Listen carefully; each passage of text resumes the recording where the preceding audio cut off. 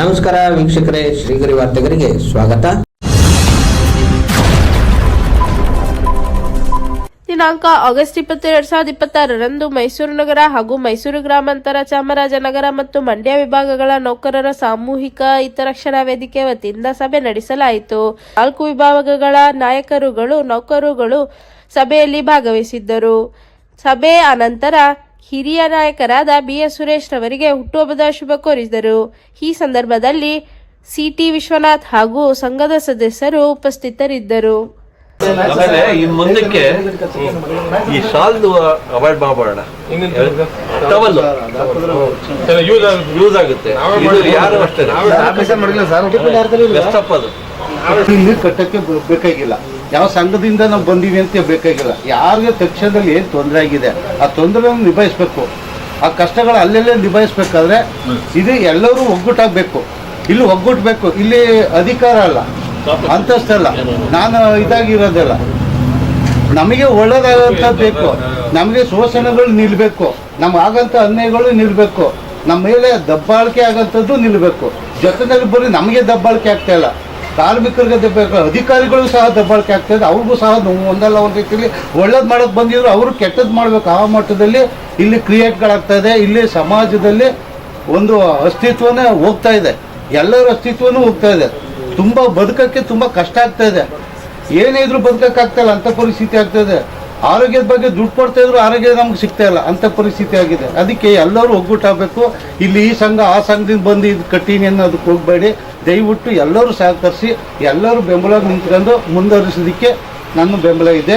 ಇವತ್ತಿನ ಮೂಲ ವಿಷಯ ಎಲ್ಲ ಸಂಘಗಳನ್ನು ಒಗ್ಗೂಡಿಸ್ಬೇಕು ಮತ್ತು ಈಗಿರೋ ನಮ್ಮಲ್ಲಿ ಆಂತರಿಕ ವಿಷಯಗಳು ಏನೋ ಸಮಸ್ಯೆಗಳು ದೀರ್ಘ ಆಗ್ತಾ ಇದ್ದಾವೆ, ಅವನ್ನೆಲ್ಲ ಪರಿಹಾರ ಕಂಡುಕೋಬೇಕು ಅನ್ನೋದೇ ಮೂಲ ವಿಷಯದ ಸಭೆ. ಈಗ ನಾವು ಈ ಕಳೆದ ಬಾರಿ ನಾವು ನಮ್ಮಲ್ಲಿರುವಂಥ ಈಗ ಇನ್ನುಳಿದ ಸಂಘಗಳಿಗೆ ಅಪ್ರೋಚ್ ಮಾಡಿದ್ವಿ.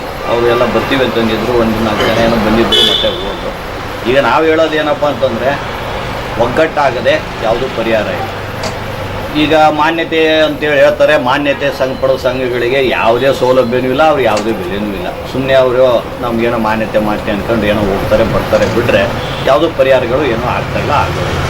ಅದಕ್ಕೇನಪ್ಪ ಅಂತಂದರೆ ಎಲ್ಲ ಸಂಘಗಳು ಎಲ್ಲ ಏನು ನೀವು ಹೇಳ್ದಂಗೆ ಅಧಿಕಾರಿಗಳಿರ್ಬೋದು, ನೌಕರರು ಅನ್ನೋ ವಿಚಾರ ಇಟ್ಕೊಂಡು ಎಲ್ಲರೂ ಒಗ್ಗಟ್ಟಾಗಿ ಮುಂದಿನ ವಿಷಯಗಳನ್ನು ತಗೊಂಡು ಒಂದು ಒಮ್ಮತದ ಈ ಸಮಿತಿ ಮಾಡ್ಕೊಂಡು ಹೋಗ್ಬೇಕು ಅನ್ನೋದು ನನ್ನ ಅಭಿಪ್ರಾಯ. ಇನ್ಯಾರು ಆ ಸಲಹೆ ಹಿನ್ನೆಲೆಯಲ್ಲಿ ಈಗಾಗಲೇ ನಾವು ತೀರ್ಮಾನ ತಗೊಂಡಿರೋ ಹಾಗೆ ಮುಂದಿನ ಸಭೆಗಳಲ್ಲಿ ಈವನ್ ಅಧಿಕಾರ ವರ್ಗದವ್ರಿಗೂ ಕೂಡ ಸೇರಿಸ್ಕೊಂಡು ಅವರ ಸಮಸ್ಯೆ ನಮ್ಮ ಸಮಸ್ಯೆ ಎಲ್ಲ ಒಟ್ಟಿಗೆ ಎರಡೂ ಸಮಸ್ಯೆಗಳನ್ನ ಸೇರಿಸ್ಕೊಂಡು ಒಟ್ಟಾರೆ ನಮ್ಮ ಹೋರಾಟ ಏನು ನ್ಯಾಯ ಸಿಗಬೇಕು ಕಾರ್ಮಿಕರಿಗೆ, ಆ ದಿಕ್ಕಿನಲ್ಲಿ ನಾವೆಲ್ಲರೂ ಹೋಗೋಣ. ಈ ವೇದಿಕೆ ಆ ದಿಕ್ಕಿನಲ್ಲಿ ಯಶಸ್ವಿ ಆಗೋಕ್ಕೆ ತಾವೆಲ್ಲರೂ ಕೂಡ ಸಹಕಾರ ನೀಡ್ತೀರಾ ಅನ್ನೋ ಅಭಿಪ್ರಾಯ ಇಟ್ಕೊಂಡು ತಾವೆಲ್ಲರೂ ಬಂದಿದ್ದೀರಾ, ಈ ಸಭೆನ ಯಶಸ್ವಿ ಮಾಡಿದ್ದೀರಾ. ಧನ್ಯವಾದಗಳು. ಈ ರೀತಿ ಸಂಘಟನೆಗಳು ಕಟ್ಟಬೇಕು ಅಂದರೆ ಒಂದೇ ಮಾತು ಹೇಳ್ತೀನಿ, 2020 ಮತ್ತು 2021ರಲ್ಲಿ ಒಳ್ಳೆ ಒಗ್ಗಟ್ಟಾಗಿ ನಿಂತ್ಕೊಂಡು ಒಂದು ಪ್ರತಿಪಾದನೆ ಮಾಡುವಂಥ ಒಂದು ಒಳ್ಳೆ ಮುಷ್ಕರ ಮಾಡಿ ಕೂಡ ನಾವೇನೂ ಪಡೆಯಲಿಲ್ಲ. ಕಾರಣ ಇಷ್ಟೇ, ಅಲ್ಲೂ ಕೂಡ ಒಗ್ಗಟ್ಟು ತೋರಿಸ್ತಿಲ್ಲ.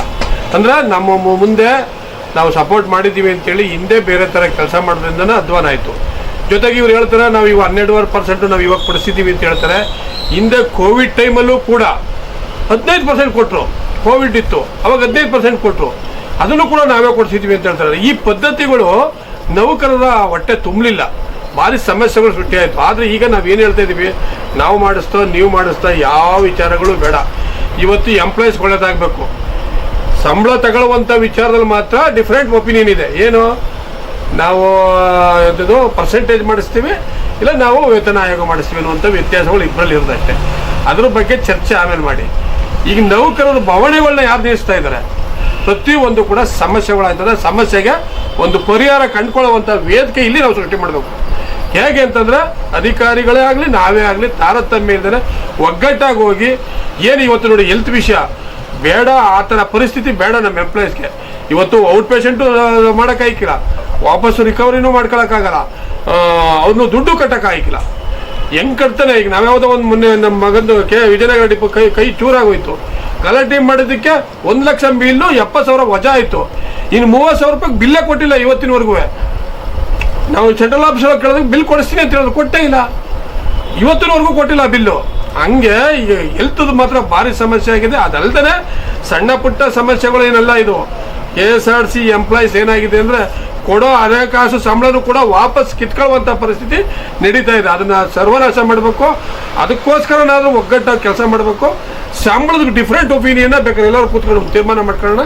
ಇದು ಮಾತ್ರ ಈ ಎಂಪ್ಲಾಯೀಸ್ ಏನು ಪ್ರಾಬ್ಲಮ್ಗಳಿದೆ, ಈ ಸಣ್ಣ ಪುಟ್ಟ ಸಮಸ್ಯೆಗಳನ್ನು ಸಾಲ್ವ್ ಮಾಡ್ಕೊಳ್ಳೋಕ್ಕೆ ಒಂದು ವೇದಿಕೆ ಕಟ್ಟಬೇಕು. ಅದನ್ನು ಮಾಡೋಣ ಅನ್ನುವಂಥದ್ದು ಅಚಲವಾದ ನಿರ್ಧಾರ ನಾವು ಮಾಡಿದ್ದೀವಿ. ಎಲ್ಲರೂ ಕೈ ಜೋಡಿಸಿ ಇಡೀ ರಾಜ್ಯದ ಜನಕ್ಕೆ ಇದು ಮೆಸೇಜ್ ಹೋಗ್ಬೇಕು ಅನ್ನೋದೇ ನನ್ನ ಮನಸ್ಸಿನ ಒಂದು ಆತ್ಮ ಆಸೆ.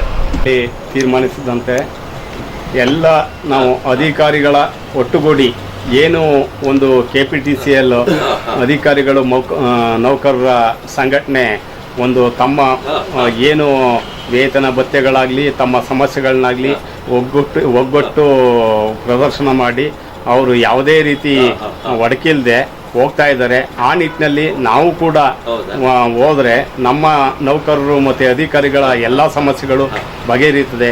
ಅದೇ ರೀತಿ ನಾವು KPTCL ಮತ್ತು ಅದಕ್ಕೆ ಸಂಬಂಧಪಟ್ಟಂಥ ಸಂಘಟನೆ ಯಾವ ರೀತಿ ನಡ್ಕೊಂಡು ಹೋಗ್ತಾ ಇದೆ ಆ ರೀತಿ ಸಂಘಟನೆಯನ್ನು ನಾವು ಇಲ್ಲಿ ಬಲಪಡಿಸಬೇಕಾಗಿದೆ. ಆ ನಿಟ್ಟಿನಲ್ಲಿ ಇಲ್ಲಿ ಸೇರಿ ಎಲ್ಲ ಒಂದು ತೀರ್ಮಾನ ತೆಗೆದುಕೊಂಡು ಪ್ರತಿಯೊಬ್ಬರು ಸಹಕಾರ ಕೊಟ್ಟೋದಕ್ಕೆ ಧನ್ಯವಾದ ಅರ್ಪಿಸ್ತಾ ನನ್ನ 2 ಮಾತಾಡೋದಕ್ಕೆ ಅವಕಾಶ ಮಾಡಿಕೊಟ್ಟ ಎಲ್ಲರಿಗೂ ಧನ್ಯವಾದ. ಮತ್ತೆ ಮುಂದಿನ ವಾರ್ತೆಗರಿಯಲ್ಲಿ ಭೇಟಿಯಾಗೋಣ. ಶ್ರೀಗರಿ, ನಿಮ್ಮ ಮನದಾಳದ ಗರಿ.